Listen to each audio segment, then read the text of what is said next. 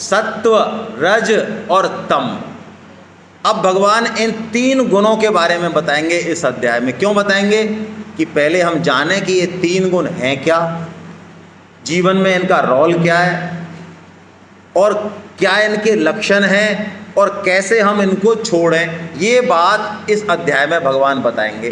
तो यानी 2 अध्याय यदि कोई ठीक से समझ ले, फिर वो निर्गुण निराकार की साधना में जा सकता है, यदि उसमें योग्यता है तो।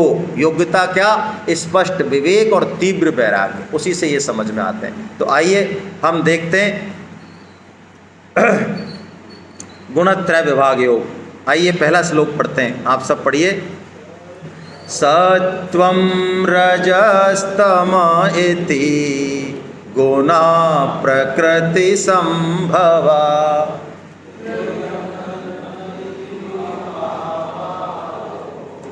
देहे देहेन माव्ययम्। क्या कह रहे हैं भगवान?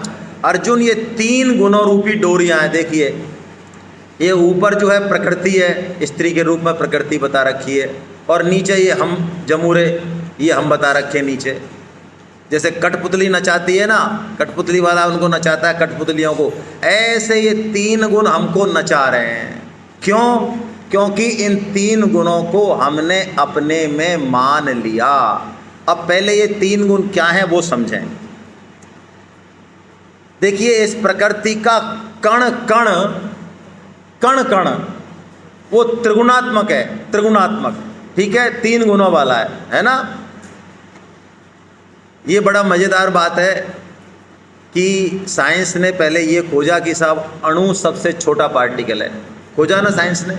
फिर अणु के भी टुकड़े हो गए। हम तो साइंस वाले कितने लोग हैं? चलो कम ही लोग हैं, तो मैं कम ही समय दूंगा फिर इसमें, नहीं बाकी लोग कहेंगे क्यों बोर कर रहे हो हमको बैठे बैठे। तो अणु के भी टुकड़े हो गए, किसमें? परमाणु में। लेकिन परमाणु के भी टुकड़े करे, टुकड़े तो नहीं हुए, पर मतलब ये हुआ कि परमाणु किससे बना है, इसका मटेरियल क्या है भाई।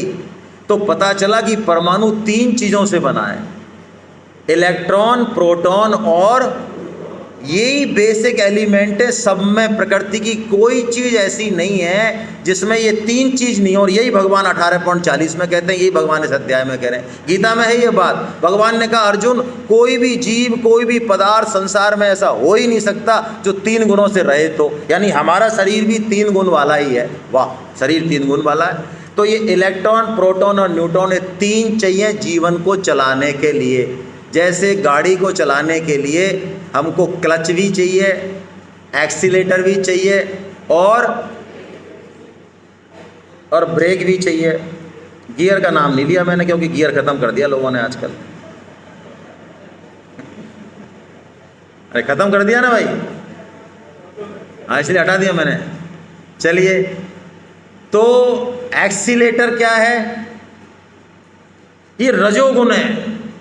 रजोगुण है भाई साहब, लगे हुए हैं, कुछ नहीं, आज तो ये करना है, अब वो करना है। एक फैक्ट्री तो डाल दी, अब दूसरी फैक्ट्री गाजियाबाद में और तीसरी जो है कलकत्ता में, अब मैं ये करूँगा, अब इतने पैसे तो आ गए, अब इतना बड़ा प्लॉट, इतनी बड़ी गाड़ी। रजोगुण, ये रजोगुण क्या करता है? हमको गधा बनाए रखता है ना, गधा बनाए रखता है। ये रात और दिन चक्कर में चलाए रखता है। ये रजोगुण राग और ये पकड़ रखता है। रजोगुण में एक तो गति है और एक राग है, राग, ये पकड़ करता है, मैं। तमोगुण क्या करता है?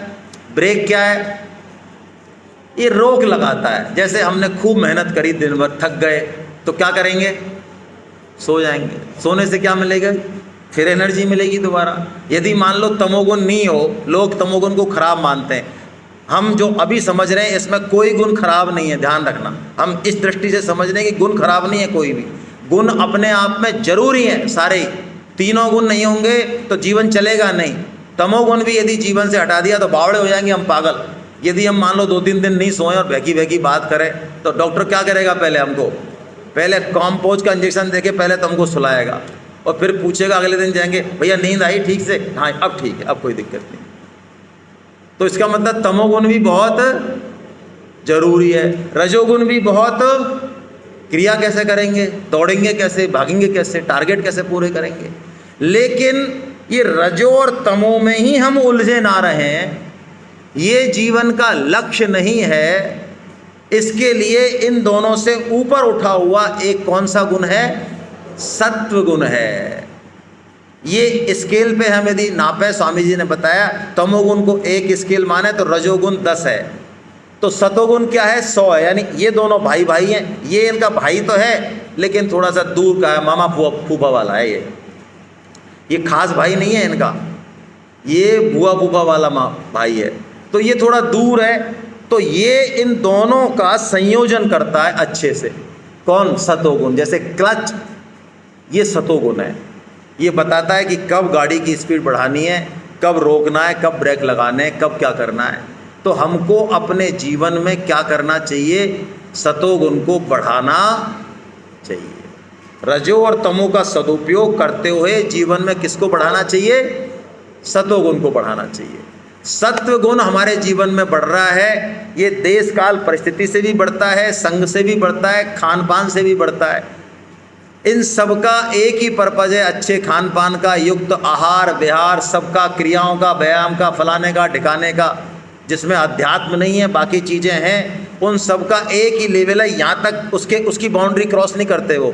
क्या हमारे जीवन में क्या बढ़ जाए? सतोगुण बढ़ जाए। ठीक है। लेकिन देखो एक बहुत जोरदार बात, ये तीनों गुण ही हमको बांधने वाले हैं। यानी तमो और रजो तो हमको बांधेगा ही बांधेगा, लेकिन सतो भी हमको बांधेगा। ये कैसे बांधेगा? इसको समझने की जरूरत है। इसमें दे रखा हो तो देखो, सतोगुण तो प्रकाशक है, निर्मल है, निर्विकार है, इसकी रोशनी में सब कुछ दिखता है। जैसे हमको अपनी गलती दिख जाती है कई बार, हालांकि बहुत मुश्किल है, लेकिन हमें अपनी गलती दिख जाती है कि यार हमने बहुत गलत किया उसके साथ, वास्तव में गलत हम थे, वो नहीं था। इसका मतलब क्या है? हम कैसे मान सकते हैं अपने आप को उस समय? सतोगुणी। तमोगुणी को तो अपनी गलती दिखेगी नहीं। वो रोड के बीच में कार खड़ी करके खड़ा है और 2 बस इधर से, जैसे हम गए बरसाना, बस जो है एक उधर से रुक रही है, ट्रैफिक जाम हो रहा है, इधर वाली बस घूम नहीं रही है क्योंकि उसने, भाई साहब ने रोड पर गाड़ी खड़ी कर रखी है। लेकिन उसकी खोपड़ी में ये बात आएगी नहीं कि मेरी वजह से इतने लोग, यदि आप उसको कहोगे भी तो वो बेवकूफ़ी वाला आंसर देगा। वो मानेगा नहीं कि ये सारी अव्यवस्था की जो है जड़ में, वो नहीं मानेगा। जैसे पशु नहीं मानता है ना, पशु रोड पे से हटता नहीं है। कब हटता है? हॉर्न बजाने से नहीं हटता है प्राय, कई बार। कब हटता है?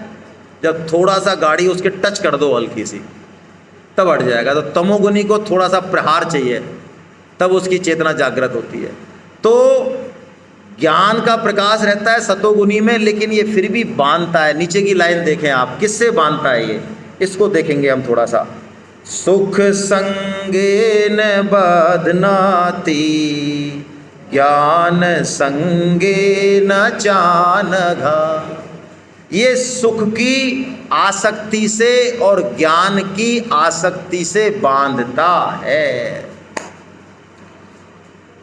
कई लोग अच्छे काम तो करते हैं, गीता पढ़ेंगे, वेद पढ़ेंगे, उपनिषद पढ़ेंगे, ध्यान लगाएंगे, लेकिन वो उनमें इतने आसक्त हो जाते हैं कि यदि कभी उनसे कहा जाए कि भाई साहब आपकी ज़रूरत अब यहाँ है, आप ये ध्यान व्यान छोड़ो, यहाँ आ जाओ ज़रा फील्ड में, समाज को, देश को ज़रूरत है, तो वो इतने आसक्त हैं उस शुभ काम के प्रति कि वो उसको छोड़ नहीं।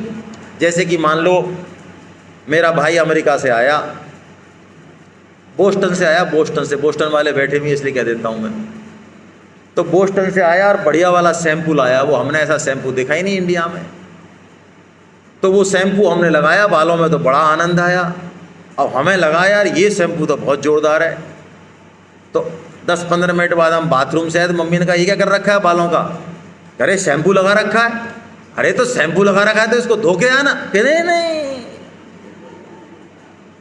धोना नहीं है, ये तो बहुत ही उत्तम क्वालिटी का शैम्पू है।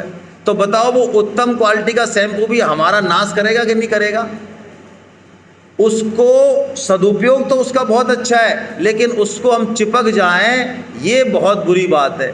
जैसे कि मैं एक उदाहरण और देता हूँ, बच्चों को चलाने के लिए हम रेलू इस्तेमाल करते हैं। आपके यहाँ क्या बोलते हैं पता नहीं, वो 3 पहिए की तिकड़ी होती है ना, तिकड़ी, तो वो रेलू। अब कोई बच्चा उस रेलू से चलना सीख जाए, बहुत अच्छी बात है, रेलू का यही सदुपयोग है। लेकिन वो बच्चा सीखने के बाद उससे कोई कहे, माँ कहे बेटा छोड़ दे रेलू, छोड़ खुद चल, कि नहीं इसने तो मुझे चलना सिखाया है, इसको तो मैं जिंदगी भर नहीं छोड़ूंगा। तो अब ये रेलू अच्छा होते हुए भी इसके लिए क्या हो गया, पतनकारी हो गया। प्राय गुरुओं के प्रति ऐसी ही आसक्ति पतनकारी होती है। तो ये भी बांध देता है, ये कहने का मतलब है। रजोगुण कैसे बांधता है, ये तृष्णा पैदा कर देता है। तृष्णा, तृष्णा मतलब और मान बढ़ाई, और बढ़िया खाना, और बढ़िया एसी वाला कमरा, और हर चीज़ इसको चाहिए, इसकी भूख कभी भी मिटती, ये रजोगुण का लक्षण है। और तमोगुण का तो लक्षण हमने देख लिया, इसके 3 लक्षण बताए, प्रमाद, आलस्य और निद्रा। प्रमाद का क्या मतलब है भाई, हम सब प्रमादी हैं। मैं ऐसे कैसे बोल रहा हूं, जो काम करना चाहिए वो तो आदमी ना करे, और जो नहीं करना चाहिए उसको करे, वो कौन है, हमारा मनुष्य जन्म तो बाद में हुआ, हमारा लक्ष्य पहले से डिसाइडेड है। और मैं तो इस बात को भागवतम के आधार पर बहुत दम से कहता हूं कि डिसाइडेड नहीं है, हम सब चोर हैं, चोर झूठे हैं। हम जब माँ के पेट में थे, गर्भ में थे, और वहाँ पर इतने परेशान थे, इतने पीड़ा में थे, हमने भगवान से प्रार्थना की, हे प्रभु, और हमको 100 जन्म याद रहते हैं वहाँ पे, हमारे पिछले 100 जन्म हमको दिखते हैं कि देख गधा बना, घोड़ा बना, सन्यासी बना, ये बना, वो बना, 100 जन्म दिखते हैं। तो हम भगवान से प्रार्थना करते हैं, प्रभु अब तक मैंने गलती कर दी ये 99 जन्म में, अब तू एक बार मुझे बाहर निकाल, फिर देख मैं क्या करता हूँ तेरे लिए, तेरी भक्ति के अलावा कुछ करूँगा ही नहीं, ये सब कचरेवाड़ा में अब करने वाला नहीं हूँ। तो भगवान कहते हैं तू बहुत फर्जी आदमी है यार, तू हर बार ऐसे कह के निकल जाता है पट्टा, और फिर बाद में वही करता है। तो तेरे को मैं मनुष्य जन्म दे रहा हूँ, तेरा भरोसा नहीं। अरे क्या बात करते हो आप, अरे कैसे भरोसा करें बता। तो कहते हैं भगवान और जीव के बीच में एग्रीमेंट होता है बाकायदा, स्टाम्प पेपर पे, हाँ, और हमने साइन किए हुए हैं। यदि कोई इस बात को नहीं माने कि साहब मैंने तो नहीं करे, तो मेरे पास आ जाना, मैं आपको बता दूंगा स्टाम्प पेपर भी और साइन भी। हाँ, तो बताओ हम स्टाम्प पेपर पे साइन करके आए हैं कि हम भगवान आपका ही भजन करेंगे, और आके करते क्या है हम, भगवान हमारी 50वें नंबर पे नहीं है। टॉप प्रायोरिटी यदि करें ना, बिजनेस है, नौकरी है, शिक्षा है, फलाना है, ठीकना है, सब है, भगवान नहीं, भगवान की जरूरत नहीं है। तो ये क्या हुआ, ये प्रमाद हुआ, आलस्य। विवेकानंद जी एक बहुत बड़ी बात कहते कि हमारे भारत देश में कोई यदि राष्ट्रीय धर्म है ना, हमारे लक्षणों को देख के कहते थे वो, तो वो आलस्य। ये पक्की बात है। ये आपने वो देखा ना, वो माइक्रोसॉफ्ट नहीं, वो अरे वो सॉफ्टवेयर की एक बहुत बड़ी फिगर है ना, प्रेम नारायण मूर्ति है, क्या है शायद मूर्ति है ना, नारायण मूर्ति, अब मैंने प्रेम नारायण मूर्ति बोल दिया, चलो। तो नारायण मूर्ति ने शायद एक बार कहा था कि शायद हमको 18 घंटे काम करना चाहिए, क्या 12 घंटे, कितना बोला उन्होंने, हाँ। तो हम इंडियंस, ये पक्की बात मान लो, हम आलसी बहुत हैं। हमारे यहाँ 4 महीने फसल का काम होता, बाकी तो हम बीड़ी पीने में और ताश खेलने में निकालने में हमें कोई समस्या नहीं। ये आलस्य ने एक छोटे से देश जापान से भी हमको पीछे कर रखा है। नहीं, इतनी हमारे पास मैन पावर है इंडिया के पास। यदि वो गीता पढ़ ले एक बार, मैन पावर अपने आप को तैयार कर ले, आप देखो लोग 22-22 घंटे काम करते हैं, हमारे महापुरुष संत, फिर भी थकान नहीं। और बुढ़ापे में, अभी देखो हैदराबाद से एक साधक आए, कल मुझे किसी ने उनकी एज बताई, 73 है क्या अभी। हैदराबाद से एक साधक आए ना, जरा देखो, ये देखो आप, ये 73 ईयर के हैं ये, और ये हैदराबाद से यहाँ आए। बताओ आप, सोचो आप, मतलब मैंने तो इनको, जब मैंने सुना तो मैं तो इनको प्रणाम करता हूँ कि भगवान ने कैसी ललक दी है इनको, देखो आप, और इनके अंदर की ललक देखो। ये पहली बार जुड़े हम लोगों से, पहली बार कोई क्लास अटेंड नहीं करी इन्होंने, सिर्फ सेमिनार में आए, और इनका कल ऐसा भाव बना, मैं तो कह रहा हूँ उसको सैल्यूट है, भगवान ही कराएंगे उसको पूरा। इन्होंने कहा सर मैं हैदराबाद में एक ऐसी सेमिनार कराना चाहता हूँ। ये ऐसा नहीं है भाई, ये बहुत बड़ी कृपा है। हम 5-5, 10-10 साल गीता में घसटने के बाद भी जो है वहीं की वहीं रखे हैं। ये एक बार में, और इतनी उम्र में 73 में, हम तो कह रहे हैं हम 54 के हैं अभी, 73 में तो शायद हम जो है 2-4 आदमी चाहिए हमको जो है हिलाने के लिए। ये आलस्य और निद्रा, निद्रा जरूरी है, लेकिन निद्रा के 2 रूप बताए स्वामी जी ने। एक निद्रा जो पूरा रिस्ट्रक्चरिंग करती है वो बहुत ज़रूरी है। हालांकि जब हम भगवान से जुड़ेंगे, आप इस चीज़ को बिल्कुल उतार लें दिमाग में, जब हम आध्यात्मिक लेवल हमारा ऊंचा उठेगा, आप 4 घंटे में भी 8 घंटे से ज़्यादा तरोताज़ा फील करेंगे। योगी 1.5 घंटे 2 घंटे से ज़्यादा नहीं सोता है, फिर भी परफेक्ट रहता है। यदि हमको 8 घंटे 9 घंटे और 10 घंटे चाहिए, और फिर भी हम गीता क्लास में और सेमिनार में बुक्का फाड़ते रहें, हाँ ऐसा करते रहते हैं कई, इसका मतलब है घोर तमोगुनी है अभी हम।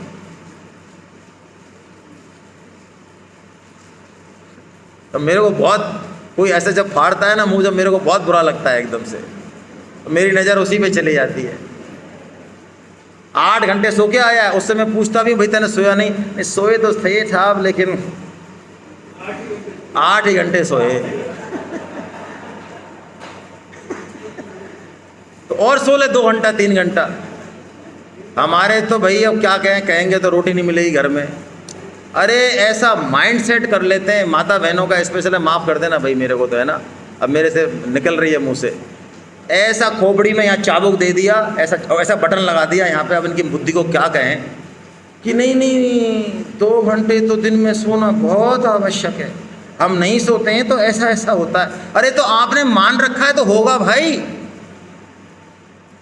आपने यहाँ पे पहले कंट्रोल दे दिया, मास्टर कंट्रोल। आप इस कंट्रोल को हटाओ पहले कि दिन में सोना बिल्कुल ज़रूरी नहीं है, फिर देखो शरीर डिमांड करता है कि नहीं करता है। पहले तो कंट्रोल देंगे खुद यहाँ से, फिर कहेंगे अरे हम नहीं सोते तो हमारे ये होता है, आप समझते नहीं हो।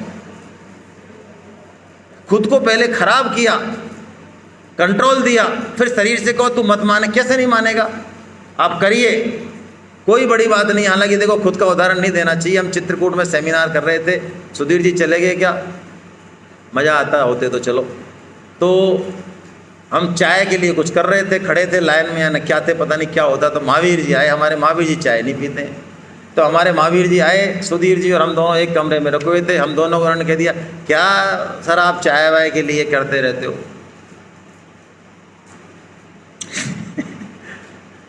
हमने उस दिन से जो है, उसी क्षण से जो है ख़त्म कर दी चाय, है ना। तो आपको क्या लगता है, हमें छोटी मोटी समस्या तो आई होगी, लेकिन कुछ नहीं है, कोई दिक्कत ही नहीं है। अब हमें खूब चाय पी, सामने वाला 50 पी, हमारे क्या टेंशन है। अच्छा, इसके फ़ायदे हमको बाद में पता चले। ऑफिस में इतनी सारी बीमारियां आती हैं, जो प्लास्टिक का घटिया सा एक कप और उसमें घटिया सी चाय, उसको लाने में 1 घंटा लगता है, तब तक वो फफूंद 1 घंटा बैठी रहती है खोपड़ी पे, वो चाय पी के ही जाएगी। वो चाय नहीं पीने से हमारा बढ़िया कलेश कट गया, आराम से कंप्यूटर पे काम करते रहते हैं भगवान का या ऑफिस का।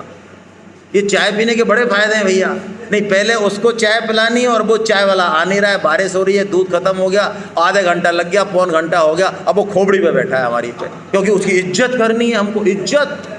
हाँ, हम इज्जतदार लोग हैं, बिना चाय के इज्जत चाय से करेंगे, उसका भट्टा बैठा रहे हैं हम, चाय पिला पिला के और इज्जत कर रहे हैं। ये प्रमाद, आलस और निद्रा, ये तमोगुण के गुण हैं। अब अर्जुन ने ये कहा, प्रभु मेरे को ऐसा सरल सा रास्ता बता दो आप कि मैं इन तीनों गुणों का सदुपयोग तो कर लूँ, लेकिन मैं इनसे छूट जाऊँ। यानी ये मेरे में रहें शरीर में, लेकिन ये मेरा कोई प्रभाव नहीं डालें, मैं इनसे अपेक्षित नहीं रहूँ। देखिए, ये तीनों गुण हमारा स्वभाव बनाते हैं, ध्यान रखें। इन गुणों के आधार पे हमारा जन्म होता है अगला। अभी हमारा जो स्वभाव है, हमारे जो कर्म हैं, वो सब गुणों पे आधारित है। लोग कहते हैं ना हम अच्छे कर्म करेंगे, कुछ नहीं, अपना स्वभाव सुधारो। मनुष्य जीवन में एक ही काम है, स्वामी जी ने कहा, अपना स्वभाव सुधारना। और जिसका स्वभाव अच्छा हो गया, जो गुणों से अतीत हो गया, उसको अंत समय में भगवान की स्मृति आएगी। तो गुणों से पार जाने के लिए भगवान ने एक बड़ा सरल सा उपाय बताया, उसको हम जल्दी से देखते हैं कि क्या उपाय है। उपाय तो भगवान ने और भी बताया, उनको हम नहीं ले रहे हैं, क्योंकि अर्जुन ने यही पूछा है कि मेरे को सरल उपाय बताओ, तो फिर हम इसी उपाय को ले रहे हैं। आइए हम देखते हैं क्या उपाय भगवान ने बताया। श्री भगवान उवाच माम चयो व्यभिचारेण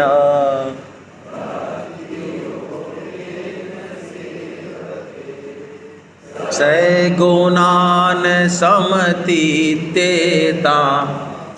ब्रह्म भूयाय कल्प। जो मनुष्य भक्ति योग के द्वारा, कौन सा भक्ति योग? अव्यभिचारिणी भक्ति योग के द्वारा मेरा सेवन करता है, वो इन तीनों गुणों से पार। क्या बढ़िया बात है। तो भक्ति से हम पार जा सकते हैं, लेकिन भक्ति में एक विशेषण लगा दिया भगवान ने। क्या? अव्यभिचारिणी भक्ति, यानी जिस भक्ति में व्यभिचार नहीं हो। जिस भक्ति में क्या नहीं हो? व्यभिचार क्या है भाई? लौकिक भाषा में व्यभिचार ये है कि यदि हम एक स्त्री या एक पुरुष यदि जो धर्म के अनुसार संगत है, उस एक के अलावा बाकी से संबंध रखता है या रखती है, तो वो व्यभिचारी है। यही मतलब है। तो हम केवल और केवल भगवान के हैं, भगवान के अलावा हम किसी और के हो ही नहीं सकते, हैं ही नहीं। इसके बावजूद भी हम भगवान को तो अपना न माने और जो है बाकी सबको अपना माने, भगवान को भुला के, तब तो हम क्या कहलाएंगे? तो महाराज ये तो आपने बहुत तगड़ी बात बता दी। तो ये जो दिख रही है मूर्ति, पति पत्नी बच्चे, इनको क्या करेंगे? कुआं में फेंकेंगे भाई? इनकी तरफ ध्यान रखेंगे तो व्यभिचारी हो गए, ये तो फंस गए मामला। तो देखो स्वामी जी ने उदाहरण दिया एक पतिव्रता स्त्री का। पतिव्रता स्त्री सास ससुर जेठ देवर सबका जो है काम करती है, सबकी इज्जत करती है, यथा योग स्वीकार करती है, लेकिन किस नाते से? जेठ इंडिपेंडेंट नहीं है उसके लिए, वो पति का। ससुर कौन है? क्यों इज्जत करती है? पति का। सास कौन है? यानी सारे रिश्ते टिके किस पर हैं? तो भक्त के सारे रिश्ते किस पर टिकते हैं? और भगवान के नाते वो सबसे प्रेम करता है, सब में भगवान को देखता है। ऐसा नहीं है कि वो सबकी कोई इज्जत नहीं करता, वो सबकी करता है, लेकिन केंद्र पर कौन बैठा रखा है उसने? और यदि भगवान नहीं हो तो सारा खत्म। देखो सीता जी जैसी तो स्त्री नहीं, कोई पतिव्रता माता है हमारी, है ना? और कैसी सेवा करती हैं वो सास ससुर की, दोनों ही पक्ष हैं भाई। ये भी एक देखने लायक है। दशरथ जी जब उनको लेके आते हैं चारों बहुओं को, तो उनका जो उपदेश है वो पढ़ने लायक है हम सब के लिए। हम गीता पढ़ते हैं लेकिन हमारे घरों में रस नहीं है, कचरा भरा हुआ है हमारे दिलों में, घरों में। तो दशरथ जी उपदेश देते हैं सबसे पहला कि जैसे आँखें, पलक जो है आँखों को रखती है ना, आँख पे चोट नहीं आ सकती, पलक इतना ध्यान रखती है, ऐसे ही तुम इन बहुओं को रखो, क्योंकि ये पराये घर से आई, इतना प्रेम दो इनको, इतनी इनकी इज्जत कर दो। अब बताओ, अब यदि ऐसा भाव होगा तो मैं तो कह रहा हूँ कोई बुरा वृत्ति वाला व्यक्ति भी एंटर कर रहा होगा ना, वो भी धीरे धीरे हमारी सद्वृत्ति देख के क्या हो जाएगा? ठीक हो जाएगा। और सीता जी तो बहुत सेवा करती हैं, सास ससुर की विशेष सेवा करती हैं। लेकिन जब भगवान श्री राम वनवास जाते हैं तो भगवान श्री राम खुद भी कहते हैं उनसे कि भाई तुम जो है यहीं रहो, क्योंकि कौशल्या माँ कहती हैं, आगे से तो वो नहीं कहते, कौशल्या माँ कहती हैं कि यदि ये यहाँ रह जाएगी तो मेरे को बड़ा सहारा हो जाएगा। दशरथ जी भी कहते हैं कि ये बताओ कैसी है, ये इतने नाजों से पाली है, अरे फूल लग जाए तो कुमला जाए, ये फूल से भी कोमल है, कहाँ जंगल में ले जा रहे हो इसको? लेकिन सीता जी किसी की भी आज्ञा को नहीं मानती है। भगवान श्री राम को भी वो यही जवाब देती हैं कि प्रभु छाया यदि अलग हो सकती हो किसी व्यक्ति से तो आप मुझे अलग कर दो, बाकी मेरे प्राण आपके बिना रहेंगे नहीं। मर्जी तो आपकी चलेगी, आज्ञा पालन तो आपका ही होगा, आज्ञा का उल्लंघन तो मैं करने वाली नहीं हूँ, लेकिन ये पक्की बात है कि आपके जाते ही ये प्राण रहेंगे नहीं। तो अब आप ये सोच लो कि मुझे प्राणों के साथ ले जाना है या केवल प्राण ही प्राण ले जाने हैं। यही चौपाई बोली है सीता जी ने, है ना। प्राण सहित जाऊं मैं इस शरीर के सहित, या शरीर के बिना जाऊं, जाऊंगी तो आपके साथ ही, क्योंकि छाया अलग हो नहीं सकती। तो चूंकि अब इससे क्या सिद्ध हुआ कि सीता जी की जो भक्ति है वो कैसी है, अव्यभिचारिणी। यदि हम एक भगवान के प्रति एक निष्ठ हो जाए तो बस फिर सारा काम हो जाए, और संसार में रहते हुए हम